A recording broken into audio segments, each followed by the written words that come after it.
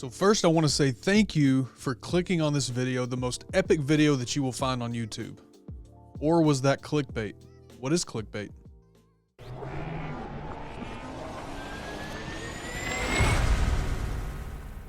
Just hit record.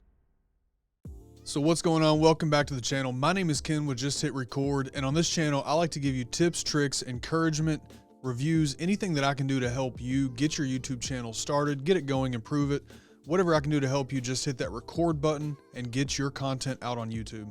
So again, in this video, I want to talk about clickbait. Now, to be clear, my thumbnail, my title was not clickbait, not in the sense that I'm going to talk about. It was a form of clickbait, but I do kind of want to cover the differences in this video of clickbait that is good and clickbait that I feel is not a good way to use on YouTube to get attraction and attention to your videos. Now, first of all, I want to define clickbait. Clickbait is content whose main purpose is to attract attention and encourage viewers to click on a link on a particular web page, in this case, to get them to click on your YouTube video and watch that video. Now, clickbait can be done in all sort of ways. We can clickbait our thumbnails, our titles, our descriptions, and this goes beyond YouTube. Clickbait can be something we use on social media posts also.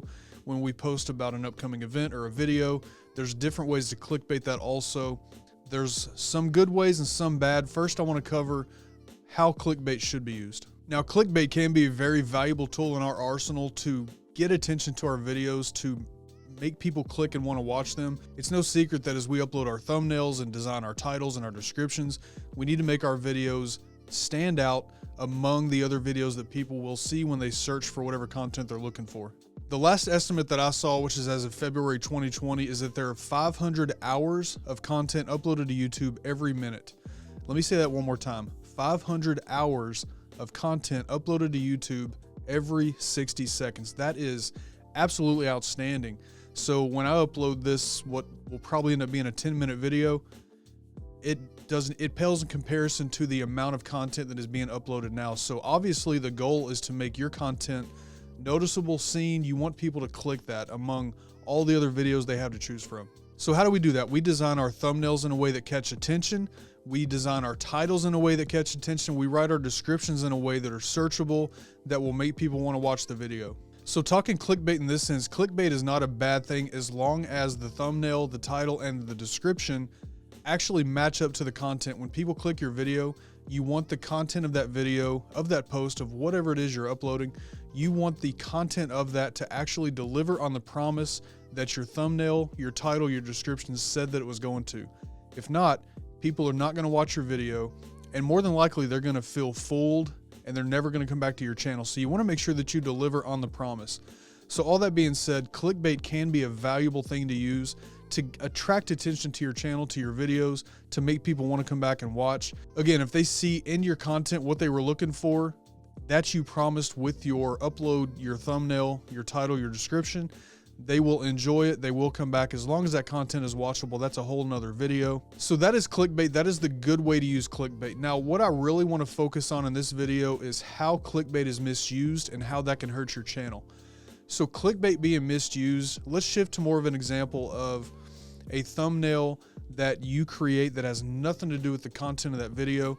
You grab attention with that thumbnail. Let's just say, for example, that thumbnail, you say, if you watch this video, I guarantee I will get you 1,000 subscribers within 10 minutes, and you put some flashy picture of yourself making a face, whatever, you use the right colors, you make it clickable, you make people want to click that. And then when they watch the video, they realize the video's about something totally different, and they're gonna not want to watch that video. If you frame your titles in a way, sort of the same thing. If you frame your titles in a way or promise this is the most epic video or the most epic post, or this live stream that you're going to be doing is the most epic thing that's going to happen on this particular night or on YouTube, and you don't deliver on that, you're going to lose your audience very quickly. Now, here's where the problem comes in with this, and here's what YouTube has done to help combat extreme clickbait, misleading clickbait. Now, if your goal is to get people to click your video, you will get clicks on your video with clickbait that is interesting enough to get people to click the video.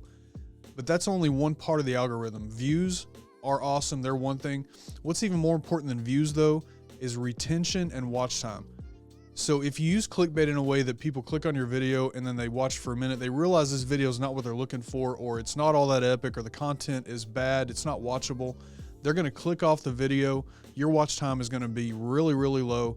That didn't help you at all. And a matter of fact, it's going to be worse for you because the algorithm is going to reflect that and your video is not going to be seen. It's going to hurt your channel. So you want to be careful when you're designing your thumbnails, your titles, your descriptions, that you kind of walk that line of clickbait. It is completely okay to design thumbnails and titles and things in a way that makes it interesting, where maybe you're not giving away what the video, the full wrap-up of the video is, but you want to make sure, again, that that does pertain to the video and that the content matches, that you deliver on the promise that you made in the thumbnail, in the description, and the title. So that way when people watch your video, they don't feel fooled and they're happy with the content that they watched. Now, this also matters on social media. So if you're posting on Instagram, on Facebook, if you are writing posts and descriptions in a way that everything you post is epic, and you definitely don't want to miss this, and it's going to be this great, and this is what we're going to talk about, and then you don't deliver on that promise, then you're going to lose audience. You're not going to gain audience. You're going to lose subscribers. It's not going to be good for you.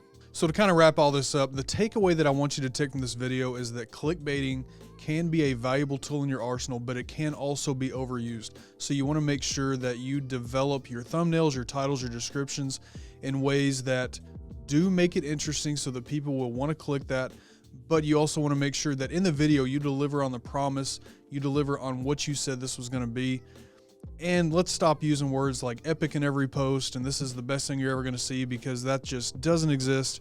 There are so many audiences, so many communities on YouTube, so many different people with different beliefs and what they view as those kind of things. Those are not going to be effective. Write your descriptions and write your posts and things in a way that are just interesting. Don't answer the full video, but make people want to click, and then once again, deliver on that. So hopefully this short video helps you out. This video is kind of just a PSA for me. This is something I see a lot on YouTube, so I wanted to do a quick video and talk about clickbaiting. But I'm also curious, right? I'm not necessarily the be-all end-all for what works and what doesn't work on YouTube. I've got a lot of experience and I know what has worked for me. But as far as clickbaiting goes, I'd love to hear from you guys. Let me know down in the comments, how have you used clickbaiting effectively? What are some of your strategies that you use when you make thumbnails, when you do titles and descriptions? How do you view clickbaiting? How do you put all that together? And how's it worked for you? If you look at your analytics, has it worked for you, or are you trying to figure it out still? Thank you for watching this video. Make sure you check out the website, kenthecontentcoach.com. If I can help you at all in any way with graphics, with YouTube advice, with anything, send me an email, ken@kenthecontentcoach.com, and we'll see you for the next one. Until then, guys, have a great day, have a great week, and we will see you next time. Remember, just hit record.